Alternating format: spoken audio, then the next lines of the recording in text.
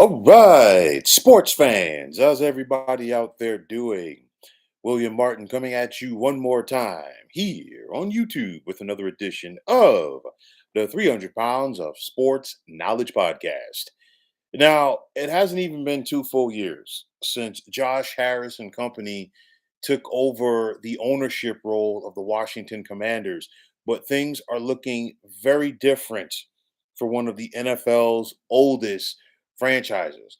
Last season, we saw the Commanders win 12 games during the regular season for the first time since 1991, while they made it all the way to the NFC Championship game for the first time since that season as well. We've got a star in the making for the Commanders at quarterback and Jaden Daniels as he's set to enter his second year in the NFL. Had an electric rookie campaign for the Commanders. And aside from Jaden Daniels, the excitement for this franchise, okay, has not been like this in a month of Sundays. All right. You just think about it. The hits just keep coming right now for the Commanders. As last week, the announcement was made that Washington will be leaving FedEx Field, Northwest Stadium, whatever you want to call it, to return to the site of RFK Stadium for a new venue that is set to open around 2030.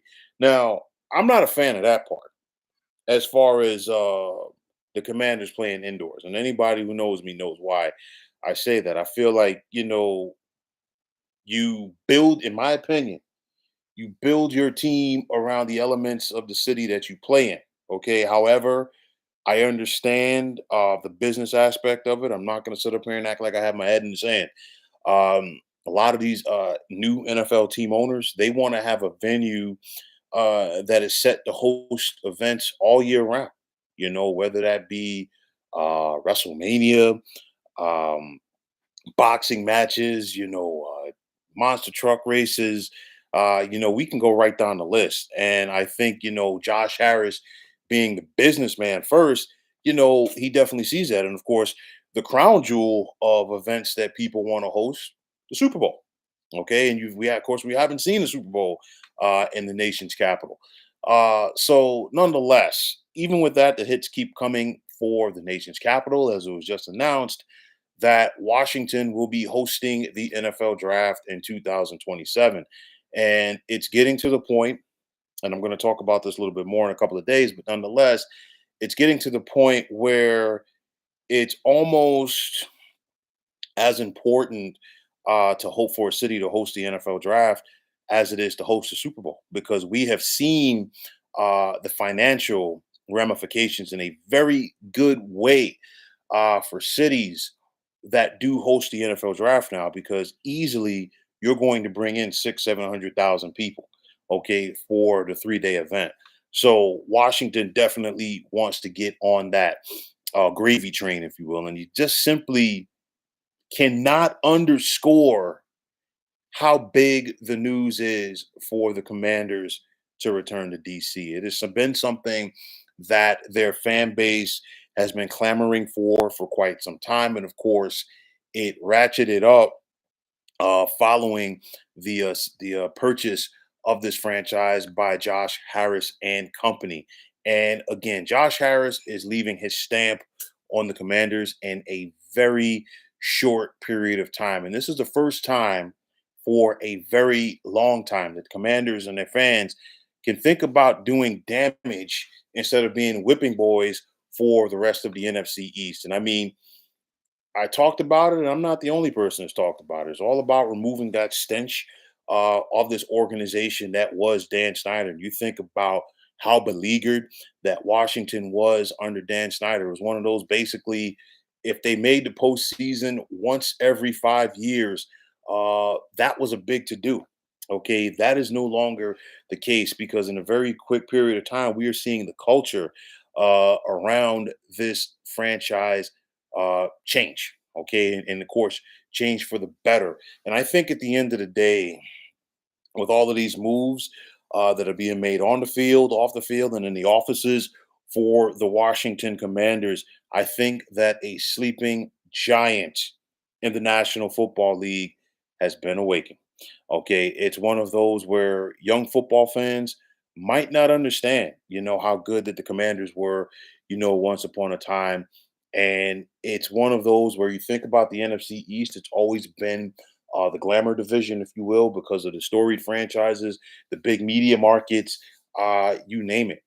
When the Commanders are good, it to me, I think it's better for the rest of the National Football League, and things are really brewing for this franchise. And it's one of those the glory days of the Washington Commanders were attached to good old RFK Stadium, and it's something where again youngsters might not know this, but when the Commanders played at RFK for the most part, it gave them an immense home field advantage. I think about those classic games that they had, especially in the '80s with the New York Giants. Those classic games in the '70s and '80s with the Dallas Cowboys, the battles with the Philadelphia Eagles, and I think Josh Harris is getting this franchise back to that. And I think the fan base will definitely come out and show support. This is a fan base that for a very long time has just been sitting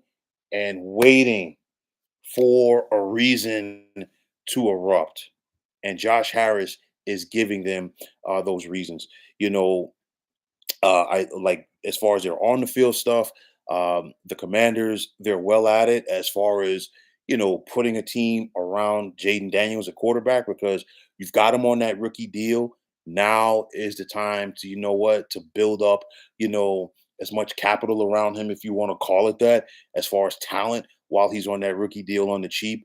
And I think Josh Harris, the businessman, is also setting things up for the future of this franchise back in the nation's capital. So things are really looking up for the Washington Commanders. I think them going back to DC will be big.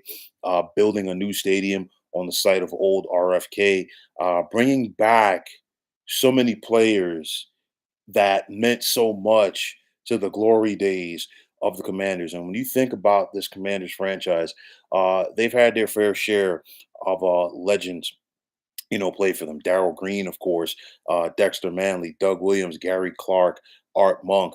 You think about the Hogs up front with the likes of Russ Grimm, Joe Jacoby, Jeff Bostic. We can go right down the list. Okay, but nonetheless, it's all coming together in a short period of time. And I think when it's all said and done, the new RFK is not only going to be the crown jewel of the Commanders franchise. I think it has the potential to be one of, if not the crown jewel of the National Football League. But nonetheless, the hits just keep on coming for the new look Washington Commanders. But folks, that is going to wrap it up. And as always, I want to take this time out to thank each and every one of you for checking out this 300 Pounds of Sports Knowledge podcast here on YouTube. And like always, if you like what you heard and saw on this podcast, please feel free to hit that like button as well as subscribing to this channel. Like I always say, it's greatly appreciated. Also, if you're on the X, formerly known as Twitter, please feel free to follow me at 300 Pounds of Sports. And like I always say, if you follow me, it will be my pleasure to follow you right back.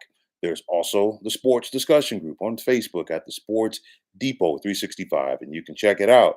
Drop a line and be a part of one of the better sports debating sites going on social media. Also, if you're on Instagram, you could also check me out at 300 Pounds of Sports Knowledge. And just like it is for Twitter, give me that follow. I guarantee you I'll follow you right back. But until next time, folks, my name is William Martin. I am signing off, and I'm saying thanks once again for tuning into the 300 Pounds of Sports Knowledge podcast here on YouTube. Be well, everybody.